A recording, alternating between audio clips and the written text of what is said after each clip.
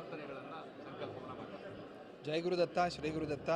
ಪೂಜ್ಯ ಗುರುದೇವರು ಶ್ರೀ ಗಣಪತಿ ಸಚ್ಚಿದಾನಂದ ಸ್ವಾಮೀಜಿಯವರು ಮೈಸೂರಿನಲ್ಲಿ 1978ರಲ್ಲಿ ದತ್ತಾತ್ರೇಯ ಸ್ವಾಮಿಯನ್ನು ಪ್ರತಿಷ್ಠೆ ಮಾಡಿದರು. ಅದಾದಮೇಲೆ 16 ದತ್ತಕ್ಷೇತ್ರ, 9 ನವನಾಥ ಕ್ಷೇತ್ರ, ಬೇಕಾದಷ್ಟು ಪಾದುಕಾ ಕ್ಷೇತ್ರ, ಗಾಣಗಾಪುರ ನಮ್ಮ ಕರ್ನಾಟಕದಲ್ಲಿ, ಆಂಧ್ರದಲ್ಲಿ ಪೀಠಾಪುರ, ಇವೆರಡು ವಿಶೇಷ ಕ್ಷೇತ್ರ. ಇಲ್ಲೂ ಕೂಡ ದೊಡ್ಡ ದೊಡ್ಡ ಆಶ್ರಮಗಳನ್ನು ಸ್ಥಾಪನೆ ಮಾಡಿದ್ದಾರೆ.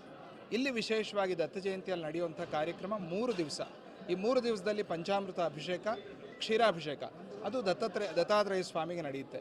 ಇನ್ನು ತೈಲಾಭಿಷೇಕ ಅನ್ನೋದು ಎಲ್ಲೂ ನೋಡದೇ ಇರೋ ಹಾಗೆ, ಈಗ ತಾನೇ ಸ್ವಾಮೀಜಿಯವರು ಹೇಳಿದ ಹಾಗೆ ಬೇರೆ ಪ್ರಪಂಚದಲ್ಲಿ ಎಲ್ಲೂ ಕೂಡ ದತ್ತ ಸ್ವಾಮಿಗೆ ಈ ಥರದ ತೈಲಾಭಿಷೇಕ ನಡೆಯೋದಿಲ್ಲ. ಆ ಥರದ ಒಂದು ಕಾರ್ಯಕ್ರಮ ಇಲ್ಲಿ ನಡೆಯುತ್ತೆ.